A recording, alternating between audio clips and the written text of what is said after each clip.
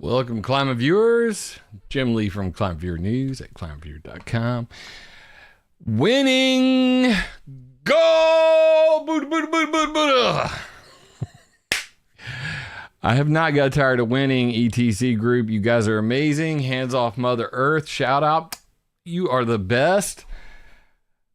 Who has been on a track record of kicking geoengineers' butts better than ETC group? Hands off Mother Earth. Geoengineering Monitor.org. And another one gone, and another one gone. Another one bites dust. Hey. The Nome Nugget, Alaska's oldest newspaper. Back in 2022, a reckless Arctic geoengineering project draws local criticism. Well, it goes back much further than that. In fact, it's a worldwide phenomena, and it is now over. We're going to get into that and all the details, because you know we bring them receipts. Connect.climateviewer.com. Connect to ClimateViewer News, weather modification history, my maps, my SUBSTACK. Get on that newsletter. It's free. If you feel like supporting the channel, you can give a monthly donation or be a paid subscriber on Substack. I will be giving all the references from this video on my Substack, but we're going to go ahead and get that news out there today. Let's do the dang thing. What's up, chat? How are y'all doing this Sunday? I had a bunch of trailer-related issues this weekend. So life got in the way of the online, but nothing like breaking the news in a good way. Now, some of you may have already heard about this project before, ICE 911. I talked about this a while ago. This was one of the big three. It was David Key's ScopeX, ICE 911, and the Marine Cloud Brightening Project, which was and is still going on off the coast of the great, Australia, the Great Barrier Reef. But ICE 911 is no more. So for those who don't know the deets on this thing, I'll leave the chat up for you guys. I'm gonna zoom in here. We're over here at map.geoengineeringmonitor.org. The Arctic Ice Project, formerly known as ICE 911, proposes to cover the Arctic ice and land ice with a layer of floating reflective material to slow the melting of ice and or restore ice. They propose covering material with reflective silica glass known as borosilicate glass in the form of tiny hollow glass spheres. Now this immediately, when I first came across this, it was about 2012. AIP was founded in 2007 by Leslie Field, based out of Redwood City. Anyway, where did they do stuff? I guess that's really the most important part. Scale of the project, lab scale testing in 2007. Since 2010, tests on 4 lake surfaces in the USA and 1 in Canada. 2015 through 2022, the Arctic North Meadow Lake near Barrow, Alaska, AIP's largest test site to date. Since 2018, project announced intention to apply its reflective material on large areas of selected Arctic regions, like the Fram Strait and the Beaufort Gyre, as we say around here. Bow is for beautiful. So when all our redneck buddies are calling each other bows, that means lover. Interesting. Beaufort. We have a Beaufort, South Carolina. Just saying. Anyway, modeling of large-scale applications in the Fram Strait and Beaufort Gyre. Since 2020, the project announced plans to conduct trials of sea ice in Canada, canceled, and in Norway, planned. First outdoor trials on snow in 2021. Project mentioned possible tests in glacial areas and research collaboration with Norwegian Sintef, laboratory scale, planned field trials, all that stuff. Now, and it says remote sensing technologies and MEMS Oh, that's right. Microelectric mechanical systems.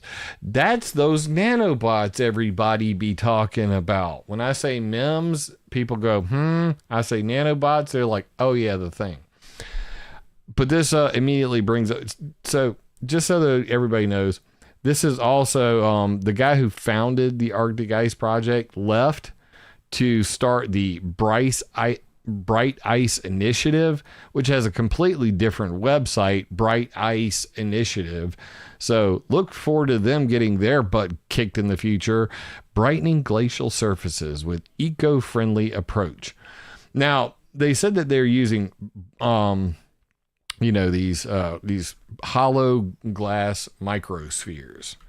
And, that's where the picture comes from right here. He's just got it's just hollow glass. It's silicon. Like what's there to worry about? What's all the fuss about? Well, how about this? We'll come back to that.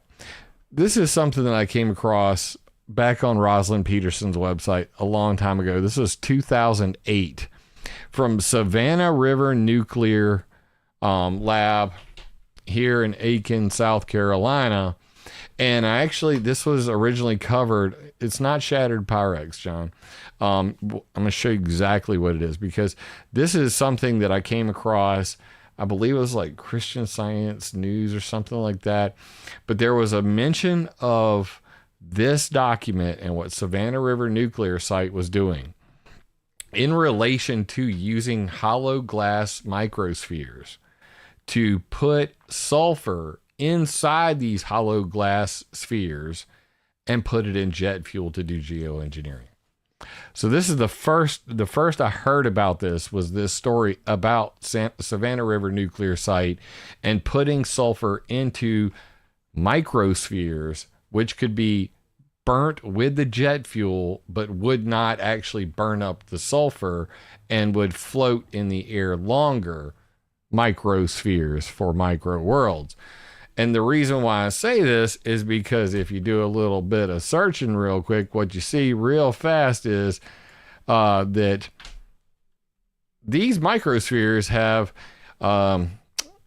potential of making the current retail gasoline infrastructure compatible with hydrogen-based vehicles of the future, not to mention also contributing to arenas such as nuclear proliferation and global warming. Did it say global warming? Like right here? It says it 4 separate times in this document. Abatement of global warming effects. Abatement, to get rid of, to slow down. So it was really interesting to me to see global warming, abatement of global warming effects, sensor technology, global warming applications, and new drug delivery systems. So what do they actually look like? They look like this. Here's an actual close-up of one. And this one actually shows Savannah River Nuclear Site microsphere filled with palladium, where the top micro balloon has been removed so you can view inside. This is a hollow glass sphere with palladium inside. What's inside, we'll never know, but nonetheless, the Arctic Ice Project now has this official banner across the top of the page. Arctic Ice Project has made the difficult decision to conclude our research and begin the process of winding down operations. Learn more about our recent scientific findings, what this means for the future. Okay. Well, you go over there. Reflecting on our scientific journey and next steps. And then they give all this, BS about why, they end up shutting the program down. But let's be realistic. It was all about Geoengineering Monitor and ETC Group, who were, really on it from the very get-go. Arctic Ice Project, Bright Ice Initiative. And you can see down here, they talk about all the things they did. Like in one field trial, 0.5 millimeter thick layer of hollow glass microspheres was deployed over 302 square meters of private freshwater lake, requiring 18 kilograms of the material, applying the same layer over 15,000 to 100,000 square kilometers of the frame Strait or Beaufort Gyre, as proposed in 2018 by AIP's founder, Leslie, would have required 0.9 to 5.9 million tons of hollow glass microspheres. But that's not going to happen now because geoengineering fails again. Coalition cheers end of Arctic ice project. Brought to you specifically from Hands Off Mother Earth Alliance. Look at that beautiful logo. Our home is not a laboratory. Stop geoengineering. I've been a supporter of this group for over 15 years now. I have told you repeatedly, there are a lot of people out there who talk a whole lot of smack. But when it comes down to it, the ETC group has been 4 for 4 now. Think I'm kidding. They're just killing it. At least 3 for 3. I want to give them 4 for 4.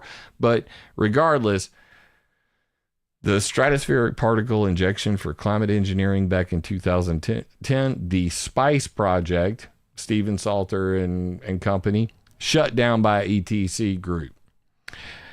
David Keith's SCOPEX, stratospheric controlled perturbation experiment, tried to launch his balloon in Tucson. Fail. Tried to launch his balloon in Norway. Fail. The program shut down, and David Keith left Harvard Solar Geoengineering Research Program, and now he's teaching at the University of Chicago. And then obviously the one today, and I'm forgetting one. You know, they may have played a role in what was going on, but dude, they're killing it. And the spice must not flow. That's right. The spice dudes, no, the spice must not flow. It's the exact opposite of the movie. So coming over here at the Home Alliance website, it's handsoffmotherearth.org. Press release, geoengineering fails again. Arctic ice project shuts down over ecological concerns. Communities reiterate geoengineering is no solution to climate crisis. Anyway, I'm not going to read all this to you. I'm just going to skip to the end. All these details will be available. This victory also comes off the back of other recently failed geoengineering projects like the Alameda Marine Cloud Brightening Project. That was the USS Hornet, where in San Francisco they were spraying sea salt water into the sky, and they shut down the geoengineering project there. And Harvard's SCOPEX and the shutdown of the Running Tide Company. Damn, I didn't even catch that one. What that? Under the Sea, Running Tide's ill-fated adventure in ocean carbon removal. Oh, they're just failing left and right.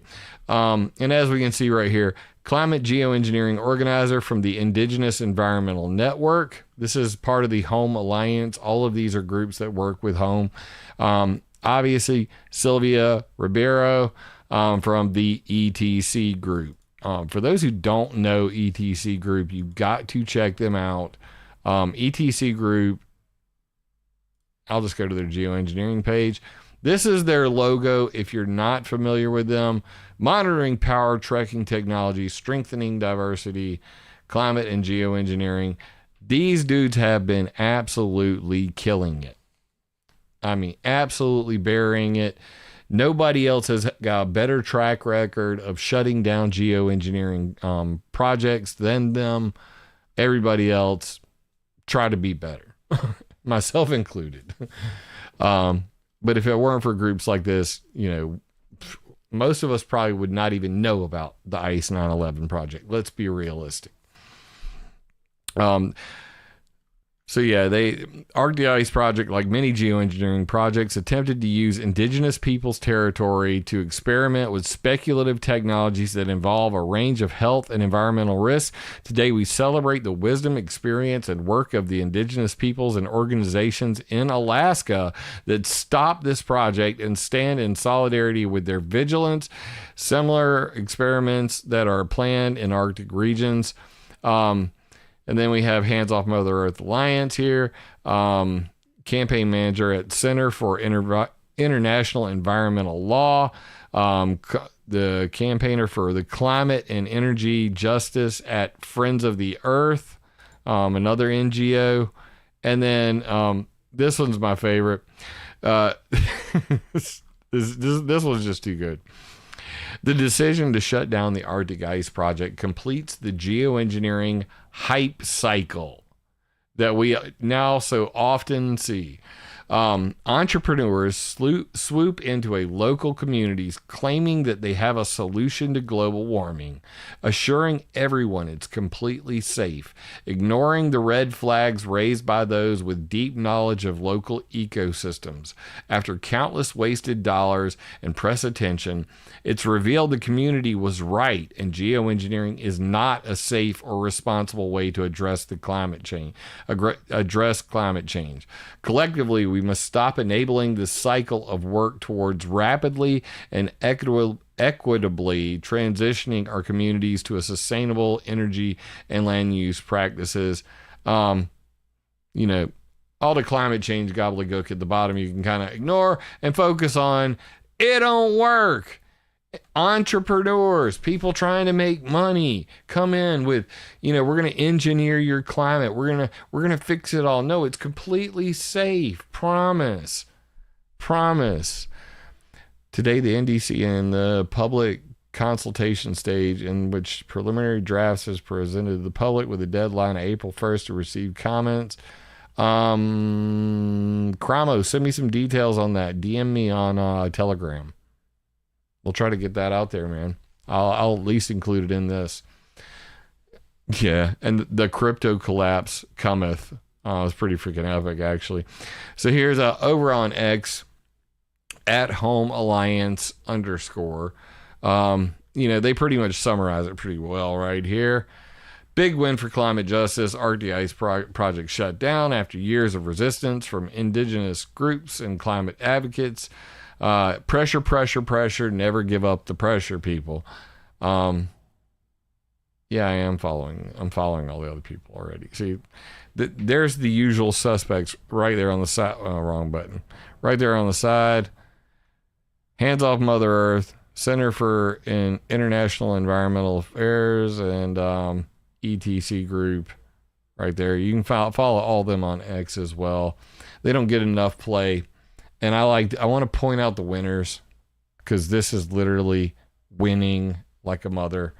So yeah, AIP claimed it could slow Arctic ice melt, but indigenous communities warned ecological risks. Now the project's officially ceased operations, citing ecological concerns. This major victory against risky geoengineering techno fixes AIP joins a growing list of failed geoengineering projects. Harvard-backed ScopeX project shut down. Alameda Marine Cloud Brightening project shut down. Running Tide carbon removal startup shut down. Shut them down. Geoengineers, you need to let that go. You need to let it go. You need to let it go. Oh my God, man. I love it. I love winning. It never gets old. It just doesn't. It really doesn't get old. Geoengineering isn't climate action. It's a distraction that allows polluters to keep emitting. Real climate justice means cutting emissions, protecting biodiversity, and centering indigenous knowledge. I'm all with that. At the end of the day, I want to see... let's deal with pollution problems. Let's stop trying to geoengineer the planet. I'm always going to be against that. Diddy hospitalized for MRI amid legal battles. Bro, don't get me distracted. X trying to pull me off the story. Anyway, last year, UN Biodiversity reaffirmed the global moratorium on that. Not going to get distracted by it, but it's in my to-do list over here. If anybody's actually interested in that sort of thing. Convention on Biological Diversity reaffirmed its moratorium on geoengineering. I'm not going to get into the nerdy weeds with this because, I could really beat a horse to death on this one for sure. But this all goes back to the ETC group and the big bad fix. So if you look at their this is available at this is at Heinrich Boll Stiftung. Anyway, big bad fix. Read the big fat bad fix. I will literally throw this wait, where'd that go? Jenna is in chat that bought me 3 coffees yesterday. Thank you so much, Jenna. I saw that. Is the title real? Yes. The Arctic Ice Project has been shut down. Geoengineering getting their butt kicked once again. Always good news. Pretty awesome stuff. So where were we? And then I mentioned earlier that, that they didn't mention, this is originally it's biofuelwatch.org right there. That's the group, that's pretty much behind Geoengineering Monitor. And just recently they launched the Hands Off Mother Earth website. As you can see right here, this literally says 4 months ago they finally made a website for Hands Off Mother Earth. But I want everybody to go over to at Hands Off Mother Earth Alliance on YouTube and show them some love. I mean, it is a crying damn shame that their video literally has 7 views, 6 views, 16 views, 23 views. These are 6 months old, 30 views. Like, get involved with and support the people who are actually stopping geoengineering programs. I'm not making this up. Look right here. They have 48 subscribers. I am calling on everybody in the sound of my voice, go over to Hands Off Mother Earth on YouTube and blow that dang channel up. Blow it up, make it explode. We got to get them their first 1,000 subscribers. We need to get more people involved in understanding who's actually making a difference out there and support those people instead of focusing on all of the the haters and all the doomsdayers out there. I think way too much attention is given to them. So shout out ETC Group, Heinrich Boll Stiftung, Friends of the Earth, Home Alliance. Keep it going for all of them. Bro, support them everywhere. Follow them. If they got a newsletter, sign up. Make sure you go to geoengineeringmonitor.org. When you go to geoengineeringmonitor.org, that's where the geoengineering map is. It's at map.geoengineeringmonitor.org. Gonna throw that one in the chat for you guys too. And we'll just go real quick because I just want to make sure that you guys understand. Go boom. This is geoengineeringmonitor.org, and they do have a newsletter. I have been subscribed to it since they created this website. You definitely don't want to miss out on that. Get involved, subscribe, join the Home Alliance. That's right. Join Hands Off Mother Earth. Get involved and hit subscribe. Subscribe to the Geoengineering Monitor newsletter. Throw that up in the chat as well. And tell them Jim Lee from ClimateViewer sent you. Because, Pat Mooney, Jim Thomas, Sylvia Ribeiro, ETC Group, saviors of the world. So that being said, I did mention this. I'll just quickly, briefly show it. This is all the way back 13 years ago. This is literally back in 2000. This says 11, but it was right around 2010. That's when the Stratospheric Particle Injection for Climate Engineering SPICE project got shut down. And what do they got here? That's just another Guardian article. But yeah, they were going to drag a pipe tethered to a balloon and spray a bunch of fine water droplets out of there to test out marine cloud brightening early. This could also double as a way to do that, but it was all shut down. It was all for naught because right there, the project had attracted forceful protest campaigns from NGOs such as Friends of the Earth and ETC Group. And they point that out in here in this PDF. Who, when they show like right here, these case studies, I'm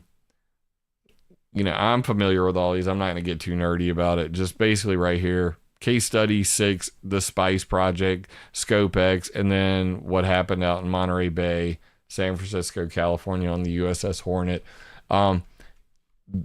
Dude, nobody does it better. Nobody does it better. That's all I got to say.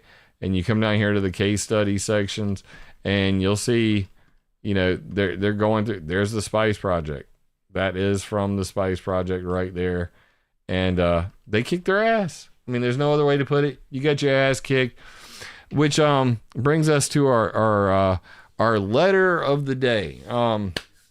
Now, some of you probably caught this last week. Is weather control real? Now, a lot of people were super damn it confused by this, and I understand why. Because this is about the word control. Like, what does that word mean to you? Weather control is not real. First video last week. With a follow-up video, weather control is real. Arguments for and against. Cloud seeding does not work after 79 years. All the evidence of that. Followed up by weather modification and weather warfare by governments. All the links and references for all that. And of course, just a little bit more on it. There is no such thing as weather control. Is there? Well, is there really? So people, left some comments. I'm not going to read them all, but I am going to read one because I thought this one was the best comment that I've received. Shout out Hugh Boone from Baker Street Rising on Substack. You win the prize for best comment on this topic. And I'm going to read it for you guys right now. In my view, the claims of unpredictability and incompetence are indeed a smokescreen, a form of drunken-style kung fu. People fall for it because it makes them feel more secure, even if it's falsely sensed. Better to believe we are ruled by idiots rather than high-functioning psychopaths, but the former is simply useful to the latter. I love it. Love it. Cloud seeding has always worked. Mount Greylock in Massachusetts in 1946. Vincent Schaefer created the first human-made snowstorm. It worked in the east of the U.S. Looking over to Project Cirrus run by General Electric, the military and Weather Bureau, you can say it was a success. They measurably increased precipitation. They did what it says on the can, job done. It was only shut down after Langmuir, that's Irving Langmuir. For those who don't understand the context of what's going on here, in 1946, Vincent Schaefer, Irving Langmuir, and Bernard Vonnegut invented cloud seeding at the General Electric labs. That's what he's talking about right here. It was only shut down, Project Cirrus, after Irving Langmuir's hurricane slammed into Georgia, which I've talked to you guys about many times in the past. A low Yankee trick. I feel like this dude has got to be, from the UK, just because of some of the terms that he uses. Where were we? He claimed success. The hurricane's direction was indeed modified, which is disconcerting as he was supposed to be in the business of mitigation. He should have been making it weaker. Indeed, it is difficult to see how fueling a hurricane can reduce its capacity for destruction. Whatever the case, the fellows in the business of litigation were not so pleased.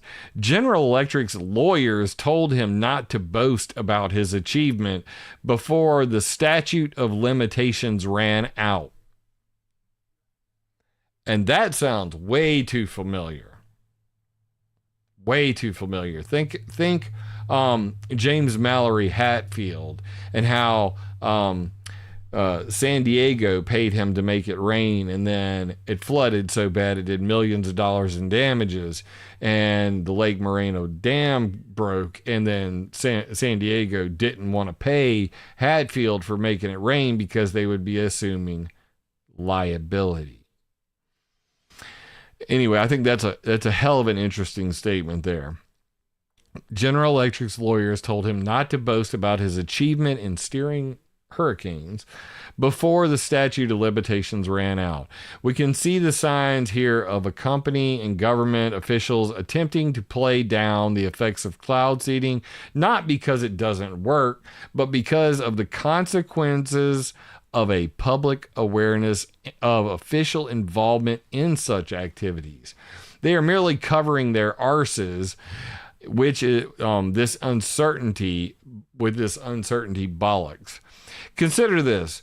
All the cloud seeding in the west of the U.S. is actually intended to cause drought. Cloud seeding is not snake oil. The problem is that it robs Peter to pay Paul. This has been a long-standing argument in the weather modification world, and people say, oh, well, you're not actually stealing rain from other people when you're doing this, blah, blah, blah. That's bull crap. I'm totally with, Hugh on this. I'm agreeing with him on this. So far, everything I agree with. The problem is that it robs Peter to pay Paul. If you force it to rain somewhere else is not going to get that rain. Drought. Likewise, if you prevent it from raining somewhere else is going to get too much rain. Flooding. The two opposing types of cloud seeding involve dispersing optimum numbers of ice nuclei for purposes of enhancing precipitation. Overseeding. Now, how many people that follow this channel for any length of time have heard me use the term overseeding? Hugh is right on the money with this. This is exactly the truth. Overseeding. Dispersing too many ice nuclei for the purposes of reducing precipitation. Intentionally creating drought. Predictability and ethics are real limitations. Attempts to play down the effectiveness of cloud seeding are really a cynical means of avoiding legal liability for droughts and floods. Mwah! Nailed it. Such a succinct sentence with so much truth. They just don't want to get sued. At the end of the day, they don't want to get sued. They promise the moon. They say they can control the weather when they're selling it to their, whoever the person is, whether it's an agriculture district, a farm, some water district manager. But when the floods happen and then the farmer's like, you destroyed my crops, they go into court, they say, this stuff doesn't really work. It's completely unpredictable. It was global warming did this. I didn't do this. Global warming did this. Seriously. Obviously, this double-edged sword has military applications which are likely to remain under the radar. And I like his play on words, under the radar. I think you guys know where he's going with that. But we'll just leave that for another day. I put it to you that there is a grand overseeding operations in the western U.S. which locks up moisture and dumps it on the east. I have said that many times. West Coast cloud seeding causes East Coast floods. Period. In the story. I've seen it. I've watched it happen. I know when the projects are going on. I see it happen repeatedly. And I need to quit interrupting the dude's comments. Distorted precipitation patterns over the last couple of decades bear this out, and it's not climate change, rather changed climates. How many people have heard me say it? Don't tell me about climate change unless you know about the climate changers. And that's exactly what he just referred to. And then he says this, and he apologizes, but I don't understand why he apologizes. And sorry, Jim, but commercial aircraft most certainly also play a role in this. Intentional inadvertent emission of artificial ice nuclei in the form of combustion ash on a massive scale is going to find its way down to those levels where overt cloud seeding occurs, locking up moisture and delaying precipitation in cloud systems which move from west to east naturally. No need to apologize, Hugh. I've been saying that forever. The problem is most people do not want to, they don't want to think about the chemtrails. They don't want to think about it as a pollution problem. They don't want to think about the fact that carbon black emissions, what goes up must come down, and that those also act as cloud condensation nuclei. So one of the most common examples I give is in California, where people constantly see drought. They're right there on the western coast of the United States. They are getting hit with cloud seeding projects, which are funded by the state. They're getting hit by the ship tracks off of the Pacific Ocean, which then come over land. So you have all of that, all that particulate emission, which is soaking up water vapor. Then you have all of the air traffic going up and down the coast. We can see that live at any time. All of which is overseeding the sky. I mean, hell, it's 9:15 on Sunday, and right now at this very moment, this is what the skies look like. This is live. So here you go, California. Here's your cloud seeding operations by jet exhaust emissions, which are just running up and down your coast, all up and down your coast constantly. That's typical flight pattern right there. Up and down the coast, up and down, in and out, coming in from out here. Almost every time, if you look at, if I go to Ramby slider, what can I get it to come up right now? Let's go, I want go 16. I want go 16. No, I want the 18. Do I want the 18 or I want the 16? I think I want the 18. Yeah, we want the 18. So you can look right here. We're a bit early. I'd have to back it up. We can cheat. We'll go to the easy route. But you can see right here. See the cloud clearing from the planes coming in and the ship tracks and all of that stuff? And then lack of clouds over California. That's due to rampant overseeding. It's just a thing. It's just a thing. If you don't follow it, if you want to follow the easy version, go to zoom.earth. You can do the exact same thing. You can back this thing up a couple hours. And what you see most days is in this area off the coast of California, this whole area almost daily is completely clear. It's almost completely clear constantly. For years on end, if I go back a day, I mean, I've watched this thing. You'll see all the clouds out here in the Pacific and pretty much the whole look at all of California. It's just a haze. And then finally you start to see the clouds build up. And of course down here, we don't have that problem. Comes through Texas, comes up out of the Gulf of soon to be America. Why is that not updated yet? But